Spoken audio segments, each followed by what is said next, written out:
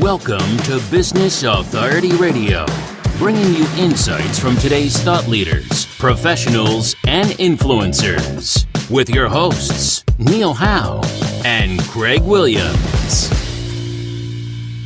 Hello and welcome to the show. This is your host, Neil Howe, and today my special guest is Ellen Helinski. She is a physical therapist and the founder and clinical director of Inner Bridges Physical Therapy and Wellness in Cambridge, Massachusetts, where she specializes in combining manual therapy with nutraceuticals and wellness practices to assist patients with complex pain. Ellen has over 20 years of experience practicing and teaching manual therapies throughout the United States and abroad, and has developed her own unique method called Manual Therapy Essentials. Welcome to the show, Ellen. Thanks so much for having me. Well, we've been talking about physical therapy a lot this month in October. It's National Physical Therapy Month. So let's get right down to that basic question. What is physical therapy? I think it used to be a really simple question, and I feel like it's an evolving question these days. Physical therapy started out really as a profession to serve the neurological population, and in the last 10 years or so, it's really transitioned much more into sort of sports therapy and orthopedic medicine. So physical therapy, I feel like, is actually in a process of currently redefining itself. To me, physical therapy is really a profession that's about the patients. Medical disciplines these days, doctors are lucky if they get 15 minutes with a patient. We as physical therapists, we're really blessed to still have quite a bit of time that we can spend with patients. And in that nature, we're really able to do more of a broad assessment of individuals and their life and what's happening for them, relating to or not relating to what they're coming to us for. So I feel like physical therapists really can provide a key role in the whole world of healthcare to help patients in more multidisciplinary areas other than just in wellness and pain recovery and recovery from mobility issues and those sort of things. Mm-hmm. Yeah, it seems like today's doctors, prescribe in 5 minutes some medicine to deal with the initial pain or try to cover it up, but they're not really taking the actual time to find out the root problem. So what are some of those problems that people come to a physical therapist for? Usually the problems that people come to physical therapy for, it's almost always the same thing. It's a symptom that's gotten severe enough that it's, affecting their lifestyle in some way. People will, they'll put up with headaches or they'll put up with back pain that comes and goes. And, until it becomes something that they can no longer live the life they want to live. So, myself, I see a huge array of conditions, ranging from simple things like joint pain to really complex multi-system pain like body aches and things like that are unexplained, or headaches or sleep disturbances, or sometimes gastrointestinal problems, a whole sort of array of things. But it usually gets to a point where someone's life is affected by it that gets them in the door. Right. And, when the lifestyle is changed because of pain, that's never a good thing. And they definitely need to see somebody that's able to help them.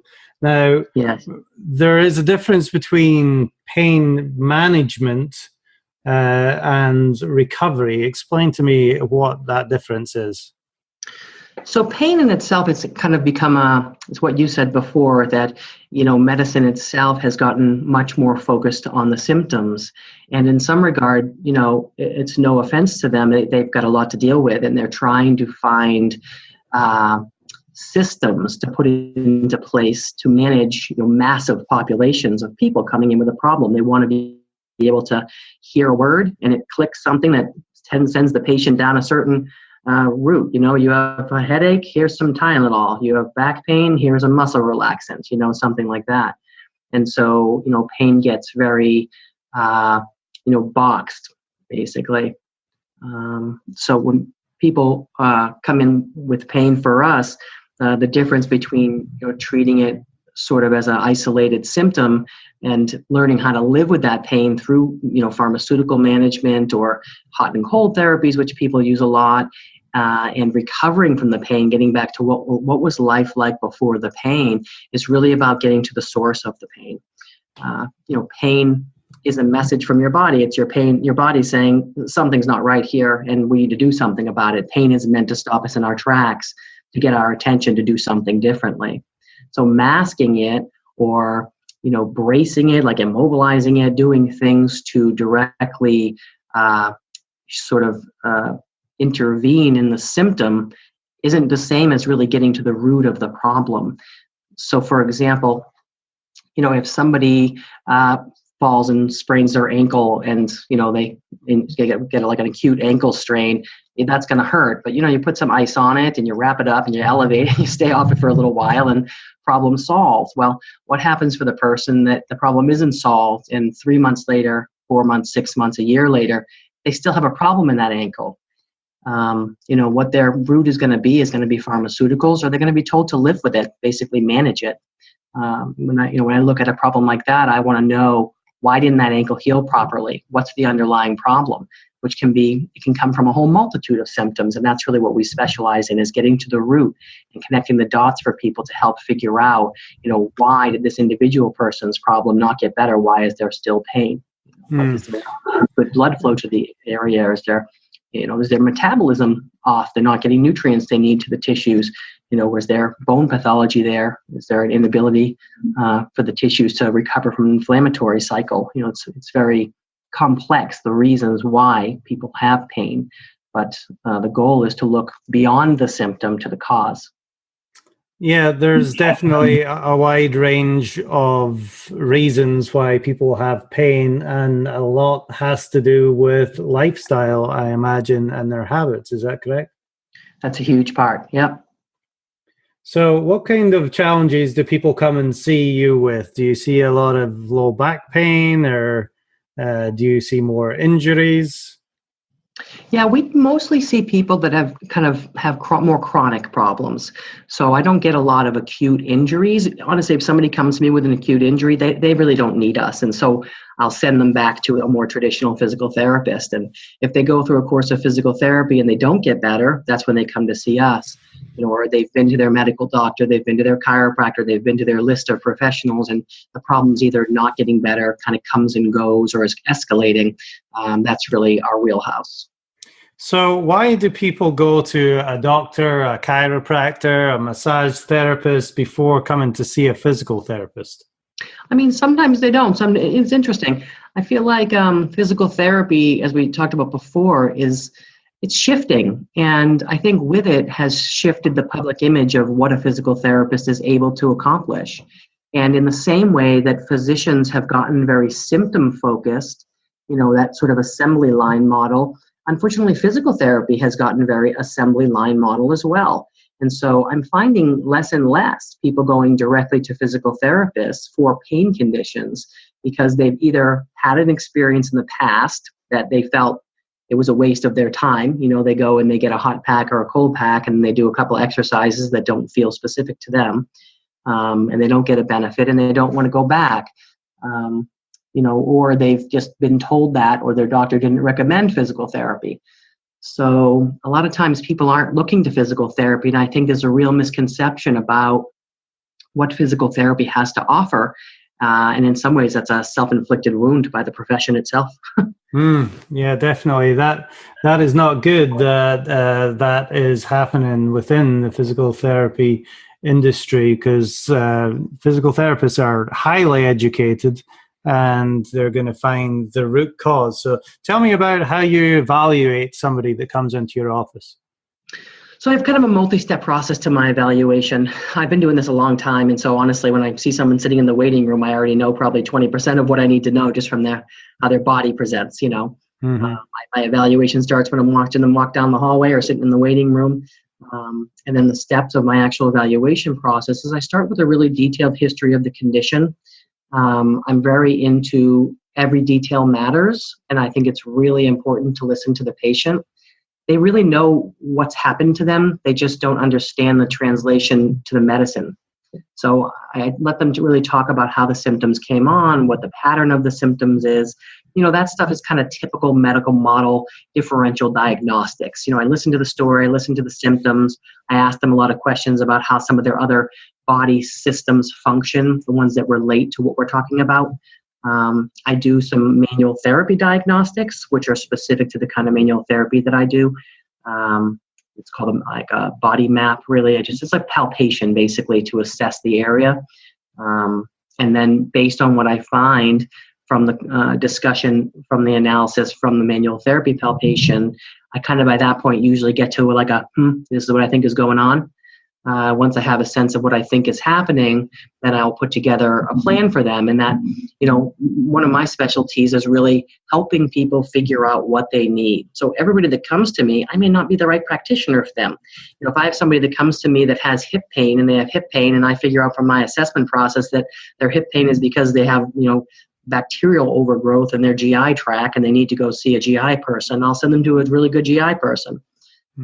So my evaluation process is mostly about history taking and manual therapy palpation assessment. Well, I think that, a lot of things that you said there go back to the misconception of what people think a physical therapist is for. Yes. And you're talking about the understanding of the body as a whole and things like, I had an ankle injury 4 months ago, but you don't think that's important to mention because it seems to be better now. Mm-hmm. But that history is really important. Definitely.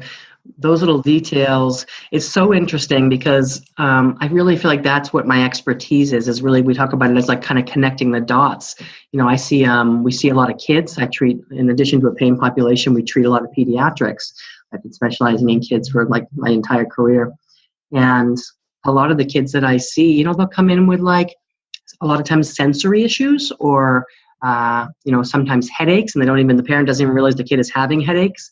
Or there'll be toe walkers or something like that. And, you can really chase it back to like labor and delivery. Very often these are kids that had difficult labors and head trauma during labor or head trauma early in life. And all these little details that you didn't think mattered. It's like you fall down a flight of stairs and if you stand up, you shake it off and you're like, I'm okay. You think nothing happened, but something did happen. Your body was just able to deal with it. But the next time you fall on the stairs, your body might not be able to deal with that now. So life is about an accumulation of injuries and the body's ability to compensate for them until it can't. And that's when we get symptoms. Now, another misconception, at least for me, is that, physical therapy is generally thought of as, movement and, all about the joints and the muscles. But you mentioned, a few things there through, delivery and headaches. There's a whole range of things that physical therapy can help with. What other misconceptions are there, or how do you work a headache through physical therapy? Yeah, so it's interesting. One of the things I love about physical therapy, and not every profession can say this, is with a physical therapy degree, you can pretty much pursue almost any interest you want.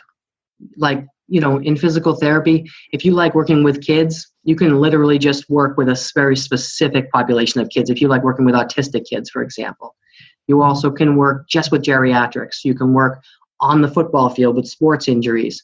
You can work with low back pain, like work hardening programs for people that injure themselves at work. You can do aquatics, just pool therapy. You can pretty much do really anything you want in physical therapy. It's so broad. So I forget your original question now. Sorry. Well, how does physical therapy help with something like a headache? What is the issue that is causing the headache, and how does physical therapy help that? Well, it starts with a proper diagnosis, right? So headaches, there's lots of different kind of headaches. It's like, you can read a medical book and headache is the symptom of pretty much, half of the disorders you can have. So there's only so many symptoms we get for different problems. A headache can be about not enough blood flow to the head. A headache can be about jaw clenching. A headache can be about upper trap, spasm, stress, and tension, and how we carry it. Headaches can be about nutritional deficiencies. Headaches can be about congestion in your liver. Headaches can be about tailbone malalignment from falls. The list goes on and on and on. So, my job as a clinician when I do my diagnostic process is to, one, be informed, right? So be educated, have the knowledge, have the experience to know what are the possibilities here. They're coming in, they're saying headache. When they say that, I already form a list in my head. Okay, let's rule in or rule out all these things that I know cause headaches. Then I start asking my questions, and it starts to narrow it down to what body system do I think this is coming from?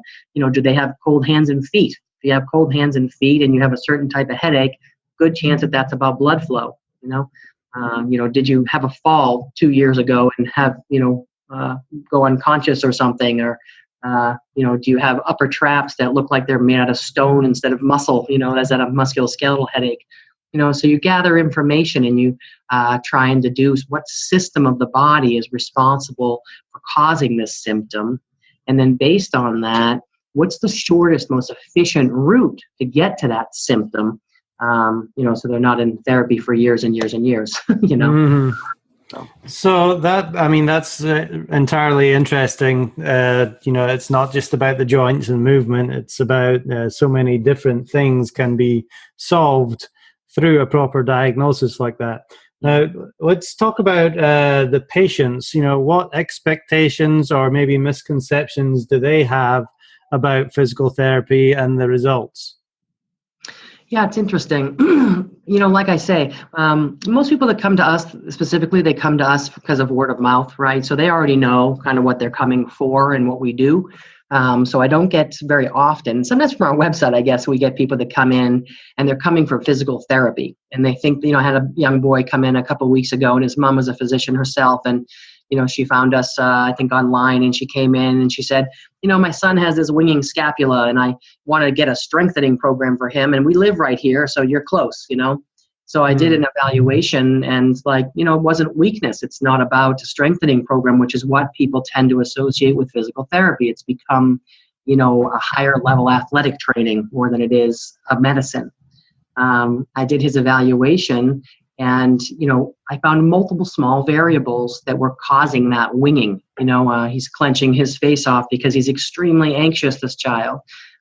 He had a fall when he was much younger that dislocated a vertebrae in his thoracic spine, which was not resolved.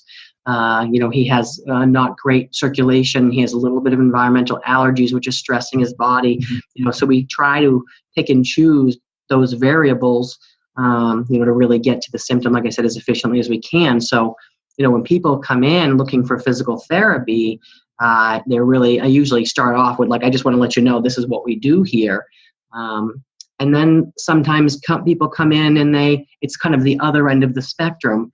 They come in thinking it's going to be magic, and they've had some chronic, knee pain, have a totally degenerated osteoarthritic knee, and they think in 2 sessions we're going to make them better, So it can kind of swing in both directions, really, of misconception. Right. And that's interesting that, you have a physician coming in and basically they thought they had diagnosed the problem and just wanted basically to design the program for you, but that wasn't the underlying issue at all. Totally. I get that. We get that, my office is in Cambridge. We're about 1.5 miles down the road from Harvard. So we're a big medical community here. So we get lots of physicians that come in ready to tell us what to do. Right. And most part, they're open to hearing that that's not what's happening. That's what's impressive to me, is that the mindset of physicians is really evolving. And they, the curiosity I just wanted them to have for years, they're finally starting to show up with that curiosity, which is refreshing. Well, that is good.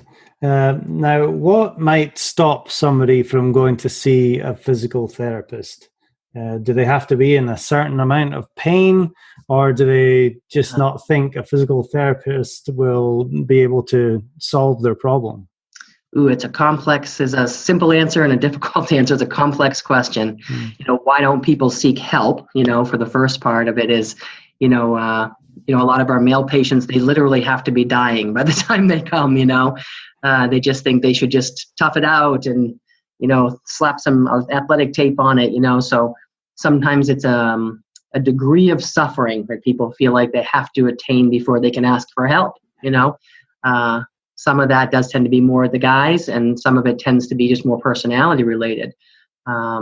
Sometimes people can be hopeless, honestly, and they can get very in the mindset, well, my doctor said there's nothing to do about it, or they said all I can do is this medication or a surgery, and I took the medication and it gave me these 10 other problems, so I can't take the medication, and I really don't want to do surgery, but I just don't feel like there's anything else I can do, so there's a lot of that as well. Cost can be an issue. We live in a society where if we have health insurance, God willing, we want our health insurance to pay for these services. We don't accept insurance. We don't work in an insurance model. We don't treat in an insurance model. The average physical therapist, they'll have 15, 20 minutes, maybe a half an hour with a patient. We treat an hour and a half chunks. And so insurance reimbursement doesn't really work for the way we practice. We're exclusively one-on-one. We see one patient at a time for an hour and a half. So sometimes cost is a limiting reagent for folks. They're paying a lot for their insurance, and they don't want to pay for physical therapy out of pocket. And on all honesty, I don't blame them. And when folks come with financial issues, we try to pair them with a in-network therapist that can be helpful to them. So there's all kinds of barriers for patients to getting into physical therapy. Some of it is just straight up not really knowing who to ask for help. They don't really have awareness around what physical therapists do. And, that's why this, physical therapy month I find is so important. And that said, I do feel like physical therapy, the loudest voice of physical therapy is the one that's related to fitness and sports, which I feel is unfortunate. Mm-hmm. It's an important piece, but it's not the whole story. Right. Like we've been saying, physical therapists really can help on so many levels. Yeah. We just need to get that education out there a little bit more that physical therapists can help in multiple ways in multiple situations. Absolutely. So tell me about a way in a situation that you were able to help one of your patients over the last 20 years that might spring to mind. What kind of issues did they have coming in? What challenges did they have with their lifestyle? And ultimately, what was their outcome? Okay, good question. So the case that pops into my head is a 16-year-old boy. He came in a wheelchair, and he had been being seen at Children's Hospital. Are you familiar with Children's Hospital? Yes. It's a very well-known medical establishment in Boston that is world-renowned. At Children's Hospital, he was not in a wheelchair yet. He was put into a pain management program there. His history was that he broke his back, basically, in a rugby game or something like that. And he had to have a surgical correction with what's called a fusion, where they sort of, immobilize a couple sections of his lower back. So he wasn't given good instructions. He went home, he re-injured his back. He went back for a revision of the surgery and got an infection. And then he developed this pain condition. And the pain was basically in both of his legs, from the knees down.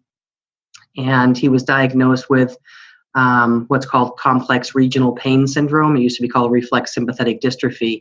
It's a very little known pain condition that's really more about what's called your autonomic nervous system. So it's different than the kind of pain that you get that's cause and effect. It's less associated with just pain and more associated with changes in bodily functions that we don't control, like blood vessel dilation and hair growth and sweating and those kinds of things. So by the time he went to Children's, he was put through this pain management program. And for them, what pain management was to take like a dry, rough towel and just keep rubbing it on his legs until he learned to tolerate the pain. Mm-hmm. Well, through doing that and combined with the stretching that he was getting from their in-house physical therapy, he ended up in a wheelchair. He couldn't bear weight on his legs anymore. He was completely debilitated. I think it was about only like 6 months after that experience that he found his way to me just through word of mouth in the community. And when he came in, this boy was white as a sheet. He was blown up like a balloon, like very puffy. He was very depressed, basically. He was not conversational. He wasn't going to school. He was a mess. So I did a diagnostic process and found that he had been overstretched at some of the vascular bundles that go from the leg through the pelvis. And so I did a manual therapy program with him, and as well as some nutraceuticals to control inflammation, as well as more traditional physical therapy ideas to immobilize a little bit, to take him out of pain positions. You know, like when he would shower, he would get pain. So, okay, let's stop doing that. Let's find a different way to bathe, you know. So step by step, within an 8-week period, he walked in out of the wheelchair. And probably another 6 months after that, you know, he was back in school after about 8 weeks. And then by 6 months after that, he had lost 50 pounds, was completely back in school, high functioning, getting ready to go to college, basically.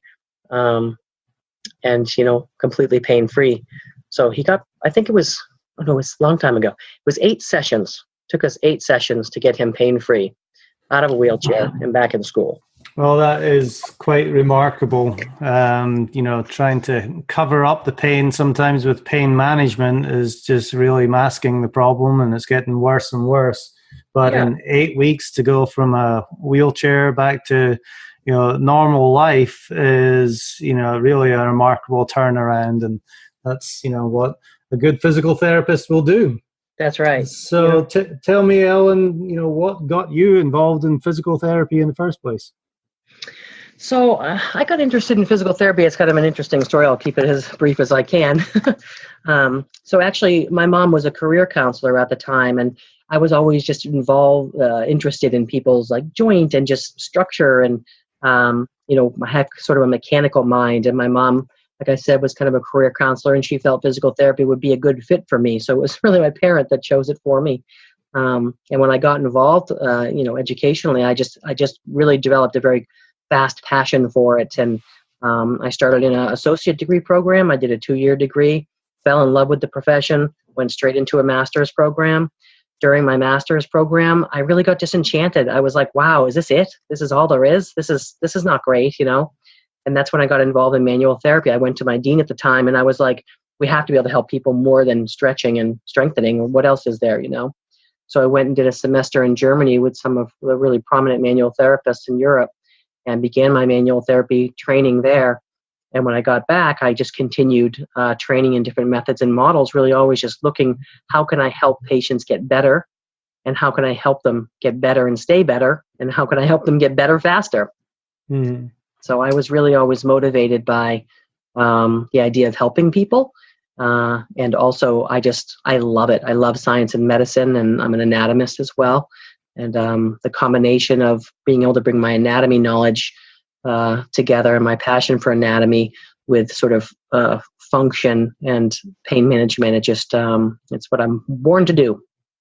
Well, definitely. You know, I love professions where people are, you know, really helping make massive differences in people's lives, and being pain-free and being able to live without chronic pain and recovering from things that have hampered them for years sometimes is definitely a gift that we are glad that you have and are able to share with people out there. Now, Ellen, do you have any last thoughts for people generally, best practices to, you know, maintain proper posture, or, you know, just to basically go through life without, you know, living in pain or getting into a situation where you're going to cause yourself harm? Yeah, it's you know, again, pain is a complex issue, and it's usually multi-system, but there are some general rules for people that are in chronic pain that haven't responded to traditional therapies. I would say from my experience, what I have seen is the really simplest number one thing people can do when they're in pain is literally stop eating sugar. Sugar is a neurotoxin, and it doesn't cause pain per se, but if you're in pain, it will absolutely amplify your pain and can have your pain continue longer.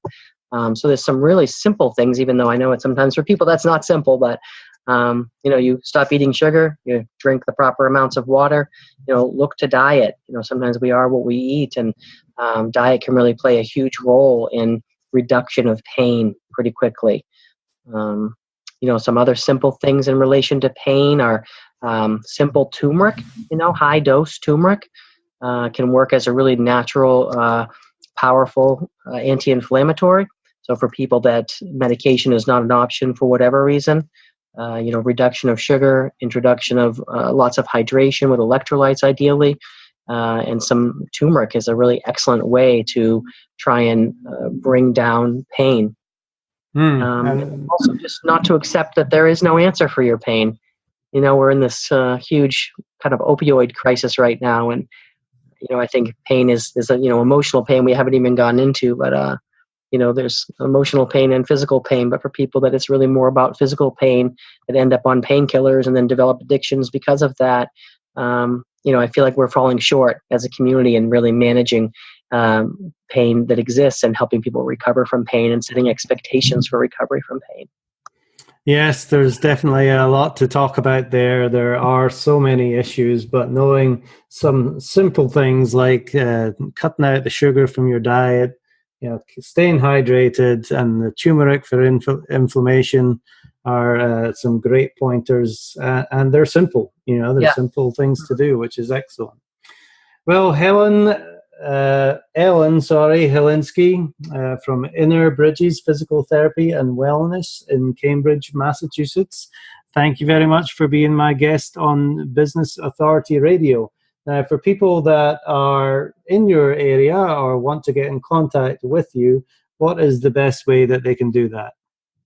Either through our website or through, they can just call us directly. So our website is just www.inner-bridges.com, like a little dash in the middle there. And then our contact direct number is 617-491-7400. So 617-491-7400. Okay, I'm just writing that down here. Thank you very much for spending the time with me. It was very educational. I'm sure the listeners learned a thing or two as well. I appreciate you educating all of us on the benefits of physical therapy. Well, thank you so much, Neil. I really appreciate it, and I appreciate your interest in physical therapy and what it has to offer, because it's a lot. Definitely. And to our listeners, if you like what you hear, hit that like button and share, and we'll see you next time on the show. You've been listening to Business Authority Radio with Neil Howe and Greg Williams. To learn more about the resources mentioned in today's show, or to listen to past episodes, visit businessauthorityradio.com.